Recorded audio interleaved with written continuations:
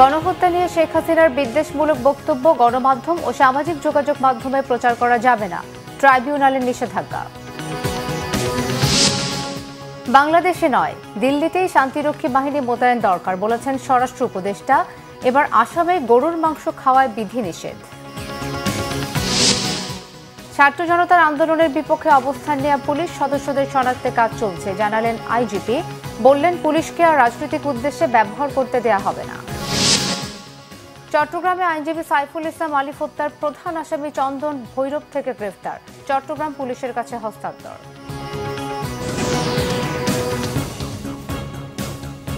দেখছিলেন crown cement সংবাদ শিরোনাম।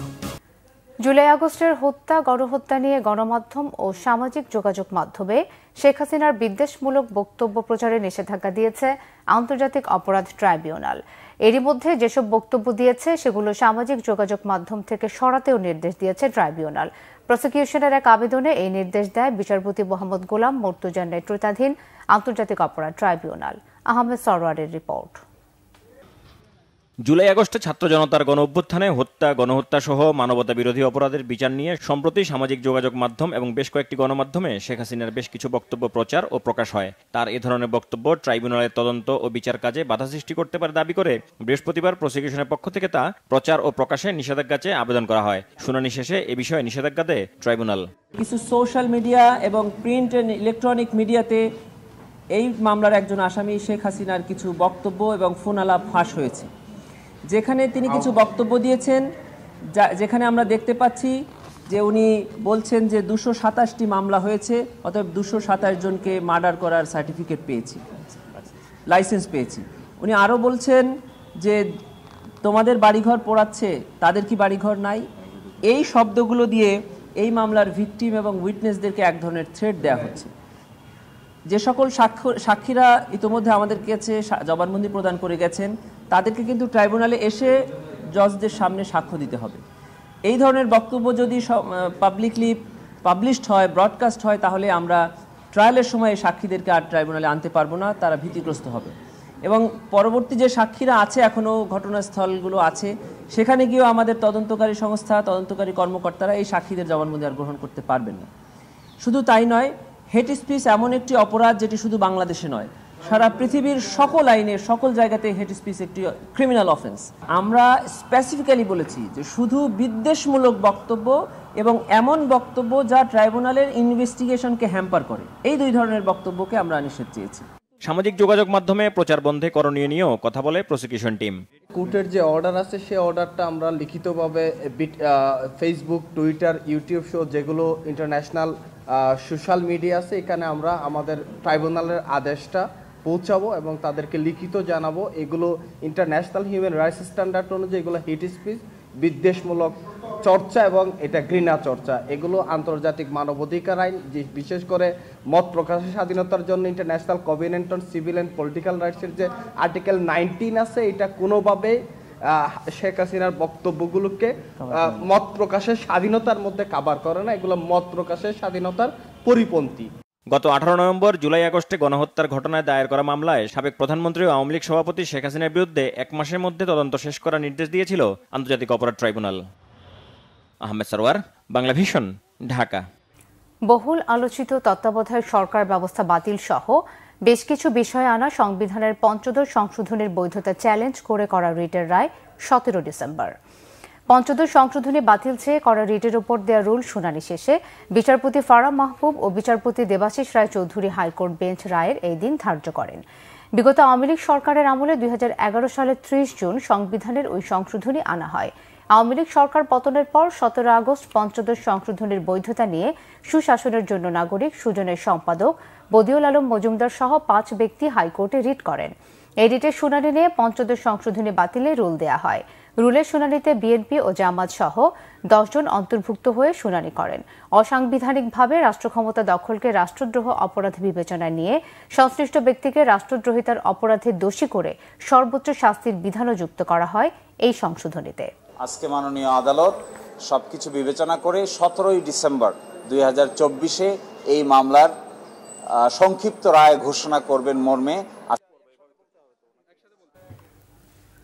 স্বরাষ্ট্র উপদেষ্টা অবসরপ্রাপ্ত লেফটেন্যান্ট জেনারেল মোহাম্মদ জাহাঙ্গীর আলম চৌধুরী বলেছেন, সীমান্তে উত্তেজনা নেই, ভারতীয় মিডিয়ায় অপপ্রচার চালাচ্ছে। তিনি বলেন, ঢাকায় নয়, দিল্লিতেই শান্তিরক্ষী বাহিনী মোতায়েন দরকার। বৃহস্পতিবার সকালে নারায়ণগঞ্জের রূপগঞ্জে পূর্বাচল মাল্টিপারপাস ফায়ার সার্ভিস স্টেশনে আয়োজিত আন্তর্জাতিক স্বেচ্ছাসেবক দিবস উপলক্ষে প্রধান অতিথির বক্তব্যে তিনি এসব কথা বলেন। জাহাঙ্গীর আলম চৌধুরী বলেন, ভারতীয় মিডিয়ার মতো জঘন্য অপপ্রচার ও মিথ্যাচার বিশ্বের আর কোনো দেশের মিডিয়া পারে না। তাদের অপপ্রচারের জবাব দিতে বাংলাদেশের গণমাধ্যমগুলোকে সত্য প্রকাশের আহ্বান জানান তিনি। স্বরাষ্ট্র উপদেষ্টা বলেন, জাতিসংঘের শান্তিরক্ষা বাহিনী বাংলাদেশের জন্য নয়, বরং ভারতের জন্যই প্রয়োজন। তাই পশ্চিমবঙ্গের মুখ্যমন্ত্রী মমতা এমন দাবি করেছেন। স্বরাষ্ট্র উপদেষ্টা বলেন, ভারতে শান্তির অভাব রয়েছে, বাংলাদেশের দল মত আলাদা থাকলেও জাতীয় স্বার্থে সবাই ঐক্যবদ্ধ।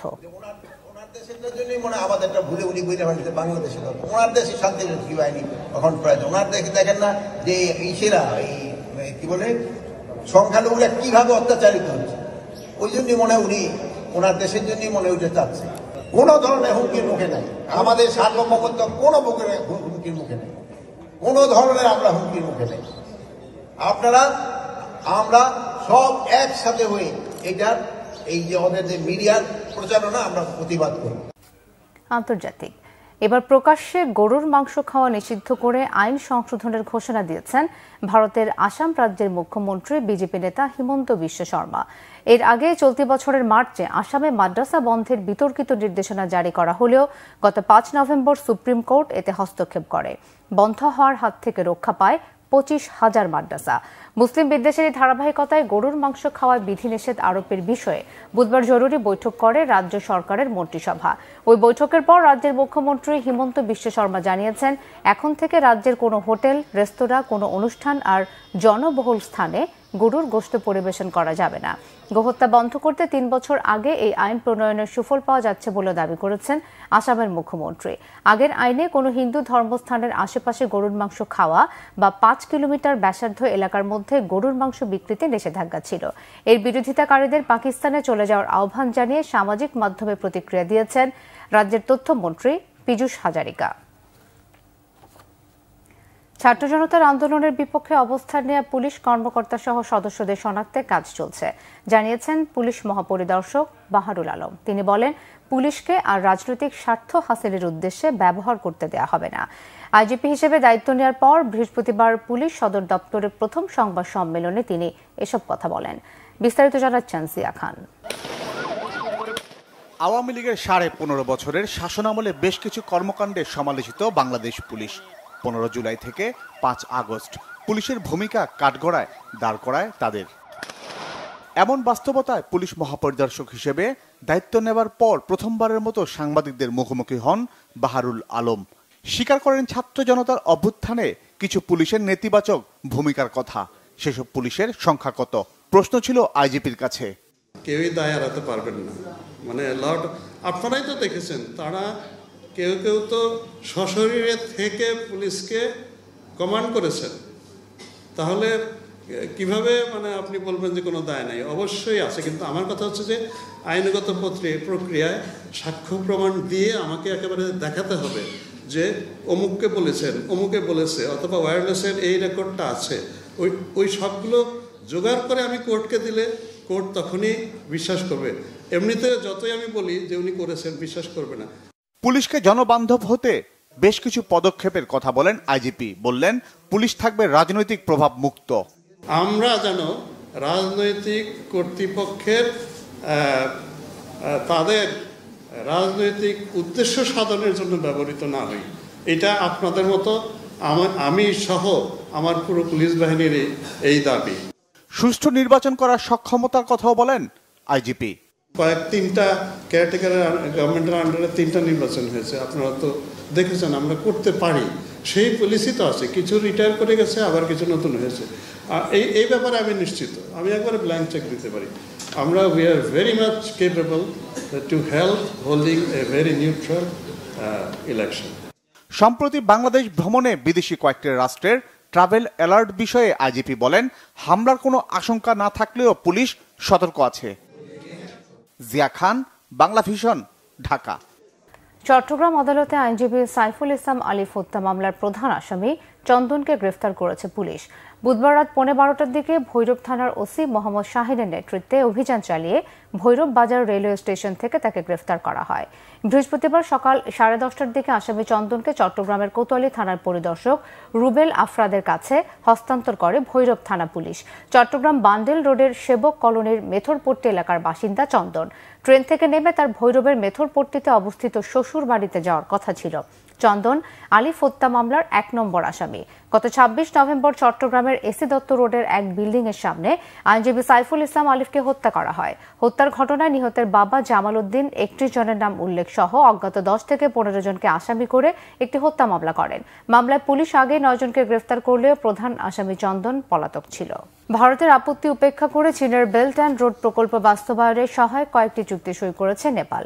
এতে উদ্বেগ বেড়েছে নয়াদিল্লির। বেজিংয়ে 4 দিনের সফরে যাওয়া নেপালের প্রধানমন্ত্রী কেপি শর্মা ওলির সাথে চীনের প্রেসিডেন্ট শি জিনপিং এর বৈঠকের দিন 9টি চুক্তি সই হয়েছে। ভারতের তীব্র আপত্তিতে গত 7 বছর ধরে বেল্ট অ্যান্ড রোড প্রকল্পের বাস্তবায়ন স্থবির ছিল। জিনপিং বলেছেন, নেপালের জাতীয় অবস্থার সঙ্গে সঙ্গতিপূর্ণ উন্নয়নের পথ বেছে নেওয়ার পাশাপাশি দেশটির স্বাধীনতা, সার্বভৌমত্ব ও ভৌগোলিক অখণ্ডতা রক্ষার চেষ্টাকে সমর্থন করে চীন। উচ্চমানের বেল্ট অ্যান্ড রোড নির্মাণ করার জন্য বন্দর, পরিবহন, পাওয়ার গ্রিড, যোগাযোগ সহ বিভিন্ন ক্ষেত্রের সংযোগ ও সহযোগিতা জোরদার করার ইচ্ছাও প্রকাশ করেছেন তিনি। আর প্রধানমন্ত্রী ওলি বলেছেন, নেপালকে ভূমি বেষ্টিত দেশ থেকে ভূমি সংযুক্ত দেশে রূপান্তরিত করতে চীনের মূল্যবান সহায়তার জন্য কাঠমান্ডু কৃতজ্ঞ। গত জুলাই নেপালের প্রধানমন্ত্রী হিসেবে শপথ নেওয়া ওলিকে ভারতে প্রথম বিদেশ সফর শুরুর জন্য আমন্ত্রণ জানায় নয়াদিল্লি। গত সোমবার চীনে যাওয়ার মাধ্যমে চলতি মেয়াদে প্রথম বিদেশ সফর শুরু করেছেন ওলি। সংবাদ শেষ করব ক্রাউন সিমেন্ট শিরোনামগুলো আরও একবার জানিয়ে। গণহত্যা নিয়ে শেখ হাসিনার বিদ্বেষমূলক বক্তব্য গণমাধ্যম ও সামাজিক যোগাযোগ মাধ্যমে প্রচার করা যাবে না, ট্রাইব্যুনালের নিষেধাজ্ঞা। বাংলাদেশে নয়, দিল্লিতেই শান্তিরক্ষী বাহিনী মোতায়েন দরকার বলেছেন স্বরাষ্ট্র উপদেষ্টা। এবার আসামে গরুর মাংস খাওয়ায় বিধিনিষেধ। ছাত্র জনতার আন্দোলনের বিপক্ষে অবস্থান নেওয়া পুলিশ সদস্যদের শনাক্তে কাজ চলছে জানালেন আইজিপি। বললেন, পুলিশকে আর রাজনৈতিক উদ্দেশ্যে ব্যবহার করতে দেয়া হবে না। চট্টগ্রামে আইনজীবী সাইফুল ইসলাম আলিফ হত্যার প্রধান আসামি চন্দন ভৈরব থেকে গ্রেফতার, চট্টগ্রাম পুলিশের কাছে হস্তান্তর।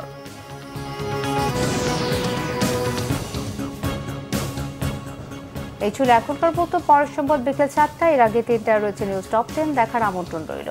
এছাড়া বাংলা ভিশন সংবাদ ও সংবাদ সংশ্লিষ্ট অনুষ্ঠানটিতে ভিজিট করুন www.bvnews24.com ও facebook.com/banglavisionnews এবং সাবস্ক্রাইব করুন youtube.com/banglavisionnews। ধন্যবাদ।